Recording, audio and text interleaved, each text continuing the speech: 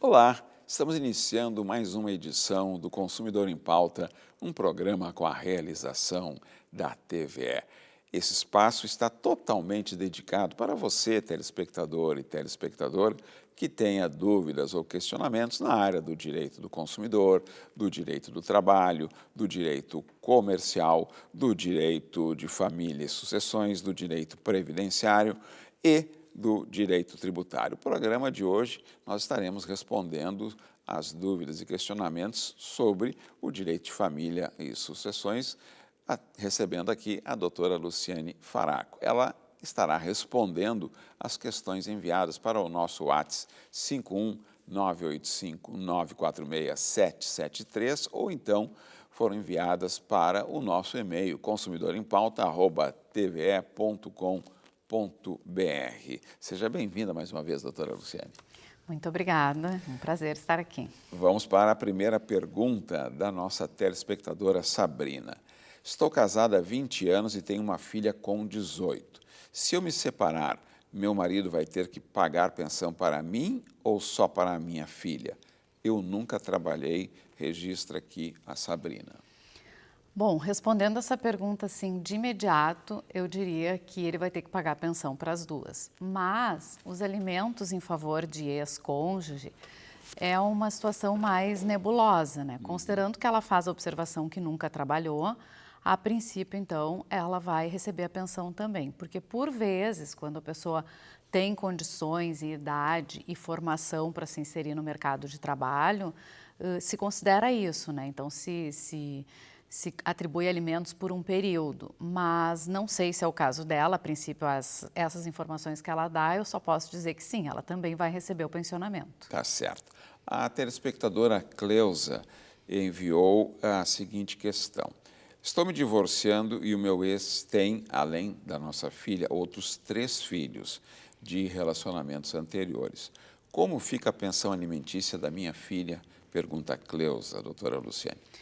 Bom, também eu preciso de alguns subsídios, né? Mas considerando o que ela falou, a filha dela vai ter direito a alimentos, mas a gente tem sempre que lembrar que existe um princípio que é de necessidade e possibilidade, né? Como ela referiu até que ele tem outros filhos, existe também o princípio da isonomia entre os filhos. Então, tem que ver quanto que ele ganha para distribuir entre eles de uma forma equânime e também preservar a subsistência do pai, no caso, que é o alimentante. E não está na questão da Cleusa, doutora Luciane, mas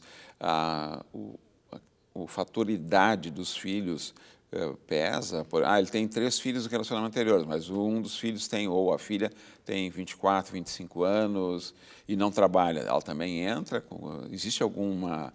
Não está na questão dela aqui, mas só para a gente contextualizar, doutora. Não, existem várias questões. Essa que tu colocaste muito bem, né? Considerar a idade dos filhos, né? Se algum dos filhos tem alguma necessidade especial, porque a princípio 24 anos, Sim. Se não está em formação universitária, já deve estar independente, né? Mercado de trabalho. Mas tem que ver a idade dos outros filhos, né? Como é que são as condições, se ele paga para os 3, daqui a pouco ele não paga mais, já são 3 adultos, né? Então considera só a filha dela como que vai necessitar de alimentos. Então tem que ver particularmente a situação de cada um. E além disso também não está na pergunta, mas como uma outra variação dessa temática, os 4 filhos recebem na proporção, eles estando habilitados a receber, é dividido entre os 4 de maneira igualitária? Tem que se tentar deixar isso da forma mais igualitária possível, né? E tem que considerar também a questão da possibilidade das mães, né? Tem que ver o que as mães contribuem para eles, né? Se contribuem ou não. Então, realmente, a situação vai ter que ser analisada particularmente, mas tem sempre que lembrar dessa, como tu bem colocaste, isonomia entre os filhos, né? Para eles receberem em proporções iguais. A próxima pergunta foi enviada pela nossa telespectadora Flora. Fiquei viúva há pouco tempo. Nunca me dei bem com a minha enteada, que agora quer morar comigo na casa que eu dividia com o meu marido. Sou obrigada a aceitar isso? Pergunta a Flora, doutora Luciane. Não, não é obrigada a aceitar isso, né? Existe um direito real de habitação que se confere ao cônjuge sobrevivente sobre aquele imóvel que servia de residência do casal, né? Então, ela tem esse direito real de habitação e, a princípio, ela fica, então, residindo no imóvel e a filha vai ter o direito dela hereditário, mas conservado o direito da viúva em ficar residindo no imóvel. E se esse imóvel fizer parte do direito da partilha dessa enteada, ela não tem o direito, com perdão da redundância, de exercer a possibilidade de morar na residência? Não, de morar não. Ela vai ter o direito à proporção que ela tem, né, ao quinhão dela, até a propriedade transferida para ela nesse percentual, mas a viúva fica com o direito real de habitação sobre o bem até ela falecer. Ou ela abrir mão, ou ela não querer mais viver no imóvel. Uhum. Enquanto isso, a titular do bem, que é a nossa telespectadora aqui, tá? Que é a Flora, que ficou viúva há pouco tempo, é ela que tem o direito do uso e, portanto, a partilha é feita e depois a enteada terá o direito de exercer ou não. É isso? Só para ficar... É isso. Tá certo. A próxima questão é enviada pelo nosso telespectador Paulo. Ouviu falar em bens subrogados. O que são? Eles entram em partilha? Bens subrogados são bens que, por exemplo, a pessoa já pertencia ao patrimônio dela antes de casar. E ela casa com o regime da comunhão parcial de bens. Nesse casamento, eles resolvem comprar um outro imóvel, né? Um imóvel em nome dos dois. E essa pessoa que já tinha um imóvel vende aquele imóvel e carrega o valor que ela oferiu com aquela venda para comprar esse outro imóvel. Ela fez uma subrogação, ela tirou de um bem que já era pessoal dela para comprar esse bem comum, né? O que acontece isso? No momento de partilha, ou até no inventário dessa pessoa, pode-se considerar essa subrogação de bens.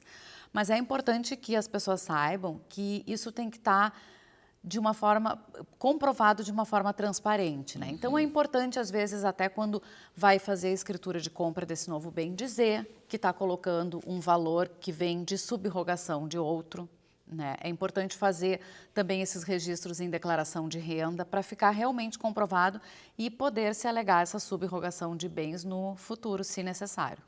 Portanto, o que é subrogado não entra em partilha, doutora?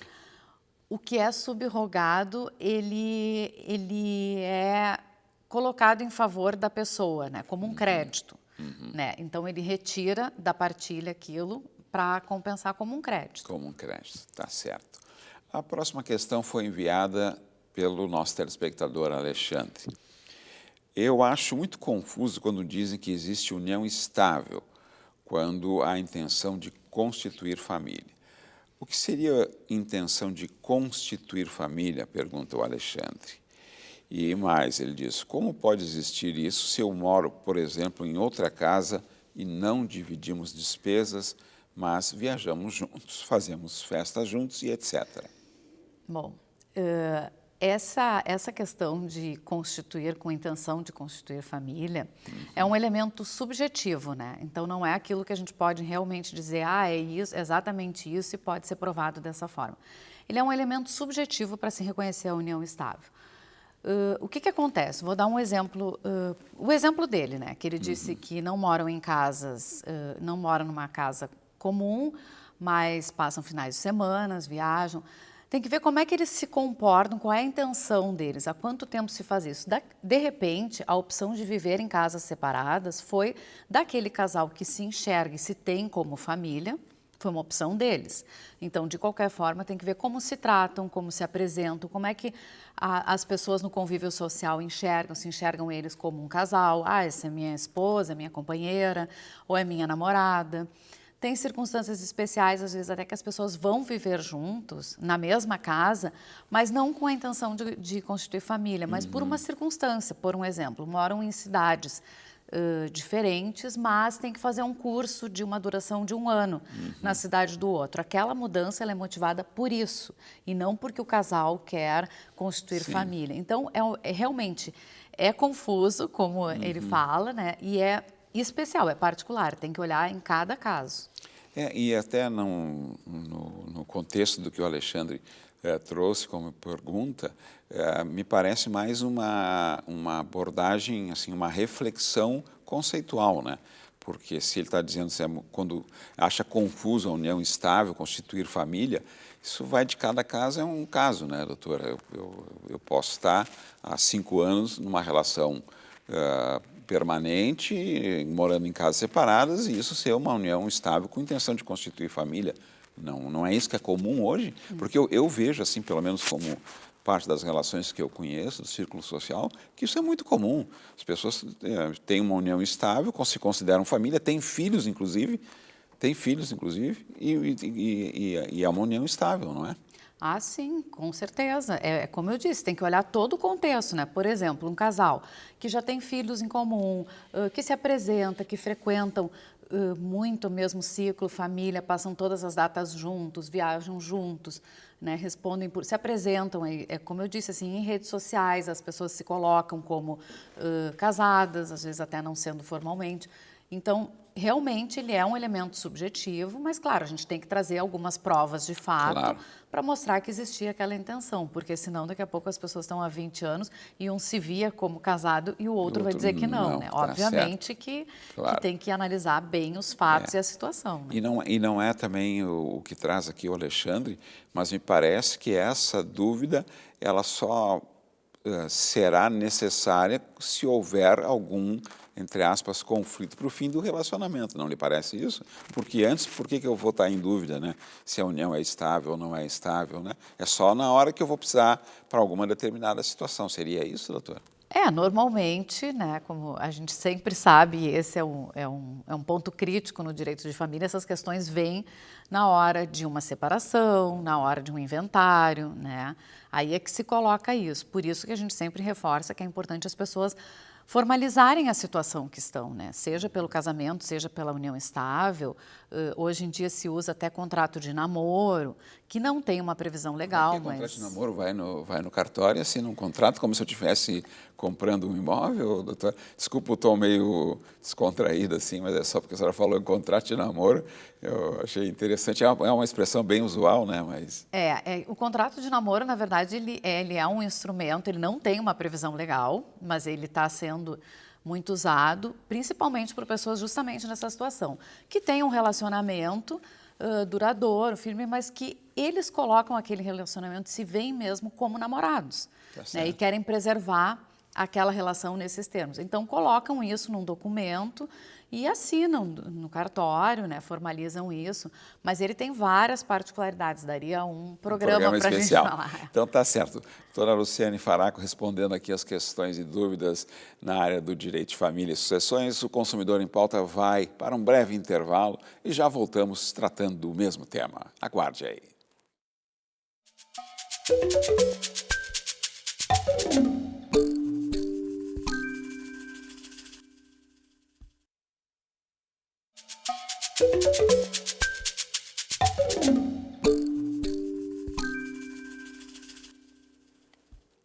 Estamos de volta com o Consumidor em Pauta, um programa com a realização da TVE.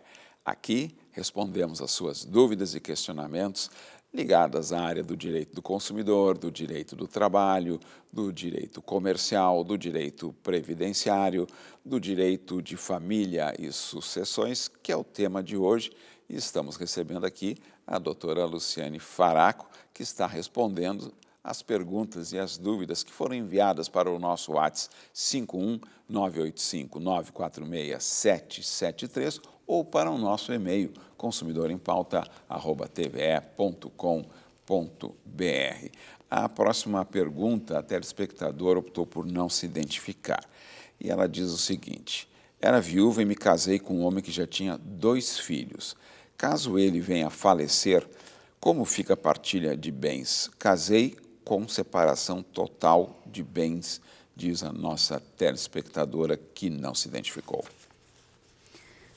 Bom, de novo, vou responder com os subsídios que ela me deu, de fato, mas ela tem direito, né? Ela concorre à herança junto com os filhos dele, porque hoje no nosso Código Civil a previsão é que o cônjuge ele concorre à herança, não concorre apenas em duas hipóteses, quando o casamento é da comunhão universal de bens ou quando ele é na separação obrigatória, aquela que a lei determina em razão da idade, que pelo visto não é o caso dela. Ela fala num regime convencional, ou seja, eles convencionaram esse regime de separação de bens, então ela vai concorrer à herança junto com os filhos dele.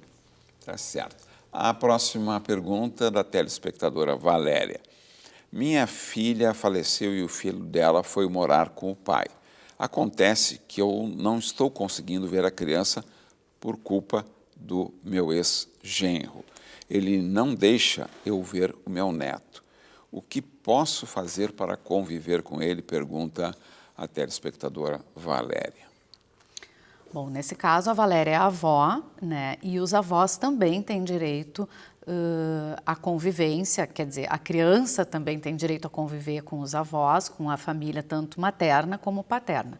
No caso, como o então marido da filha dela que faleceu não está viabilizando o convívio dela, ela pode ajuizar uma ação onde ela vai requerer a fixação de convivência, né? Um regime de convivência dela com este neto, assim como acontece com os pais, né? Quando se separam, um tem direito à convivência com os filhos, com quem não reside, ela pode exercer esse direito através dessa ação de convivência.